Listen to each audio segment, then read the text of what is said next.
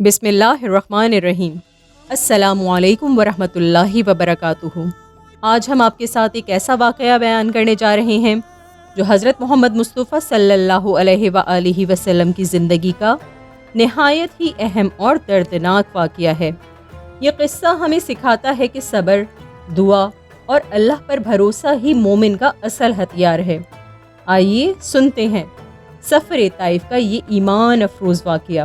جب رسول اکرم صلی اللہ علیہ وآلہ وسلم مکہ مکرمہ میں اسلام کی دعوت دے رہے تھے تو قریش کے سردار ابو جہل، عتبہ بن ربیعہ اور ابو سفیان جیسے لوگ ہر ممکن طریقے سے آپ صلی اللہ علیہ وآلہ وسلم کو تکلیف پہنچاتے۔ ان حالات میں آپ صلی اللہ علیہ وآلہ وسلم نے سوچا کہ مکہ سے باہر کے علاقوں میں جا کر اسلام کی تبلیغ کی جائے۔ اسی مقصد کے تحت آپ صلی اللہ علیہ وآلہ وسلم حضرت زید بن حارثہ رضی اللہ تعالیٰ عنہ کے ساتھ طائف کی طرف روانہ ہوئے۔ طائف میں اس وقت بنو ثقیف کے 3 بڑے سردار تھے، عبد یلیل، مسعود اور حبیب۔ یہ تینوں بھائی تھے۔ آپ صلی اللہ علیہ وآلہ وسلم نے ان کو اسلام کی دعوت دی، مگر افسوس انہوں نے نہ صرف انکار کیا بلکہ شہر کے اوباش اور غلاموں کو آپ صلی اللہ علیہ وآلہ وسلم کے پیچھے لگا دیا۔ وہ راستے میں آپ صلی اللہ علیہ وآلہ وسلم پر پتھر برساتے رہے، یہاں تک کہ آپ صلی اللہ علیہ وآلہ وسلم کے نالین مبارک خون سے بھر گئے اور جس میں اثر لہو لہان ہو گیا۔ حضرت زید بن حارثہ رضی اللہ تعالیٰ عنہ نے آپ صلی اللہ علیہ وآلہ وسلم کو بچانے کی کوشش کی، مگر وہ بھی زخمی ہو گئے۔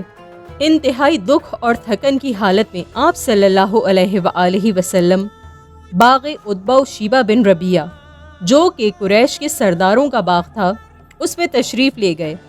وہاں آپ صلی اللہ علیہ وآلہ وسلم ایک درخت کے سائے میں بیٹھے اور اللہ کے حضور یہ درد بھری دعا کی: اے اللہ، میں اپنی کمزوری، بے بسی اور لوگوں کے سامنے ذلت کا شکوہ تیرے حضور کرتا ہوں۔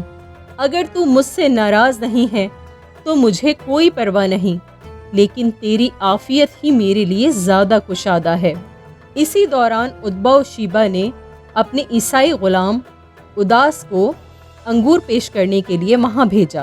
اداس نے جب رسول اللہ صلی اللہ علیہ وآلہ وسلم کی گفتگو سنی اور آپ صلی اللہ علیہ وآلہ وسلم کی زبان سے حضرت یونس علیہ السلام کا ذکر سنا تو وہ فوراً اسلام لے آیا۔ اللہ تعالیٰ نے فوراً حضرت جبریل علیہ السلام کو نبی اکرم صلی اللہ علیہ وآلہ وسلم کی خدمت میں بھیجا۔ انہوں نے عرض کیا: یا رسول اللہ صلی اللہ علیہ وآلہ وسلم، اگر آپ حکم دیں تو میں ان پہاڑوں کو اہل طائف پر گرا دوں۔ مگر رحمت للعالمین صلی اللہ علیہ وآلہ وسلم نے فرمایا: نہیں، بلکہ میں امید رکھتا ہوں کہ اللہ تعالیٰ ان کی نسلوں میں سے ایسے لوگ پیدا کرے گا جو صرف اللہ کی عبادت کریں گے اور اس کے ساتھ کسی کو شریک نہیں ٹھہرائیں گے۔ یہ تھا واقعہ طائف، جو ہمیں صبر، برداشت، درگزر اور اللہ پر کامل بھروسے کا درس دیتا ہے۔ سوچئے، اگر اس وقت آپ صلی اللہ علیہ وآلہ وسلم بد دعا دیتے تو آج شاید طائف کے لوگ ایمان نہ لاتے، مگر آپ صلی اللہ علیہ وآلہ وسلم کی رحمت نے دنیا کو یہ پیغام دیا کہ ایک مسلمان کا اصل ہتھیار صبر اور دعا ہے۔ اللہ تعالی ہمیں بھی مشکلات میں صبر و استقامت عطا فرمائے اور ہمیں حضور اکرم صلی اللہ علیہ وآلہ وسلم کی سنت پر چلنے کی توفیق دے۔ آمین ثم آمین۔ اگر آپ کو یہ ویڈیو پسند آئی ہو تو ہمارے چینل کو لائک، شیئر اور سبسکرائب ضرور کیجیے۔ جزاک اللہ خیرا۔ والسلام علیکم ورحمۃ اللہ وبرکاتہ۔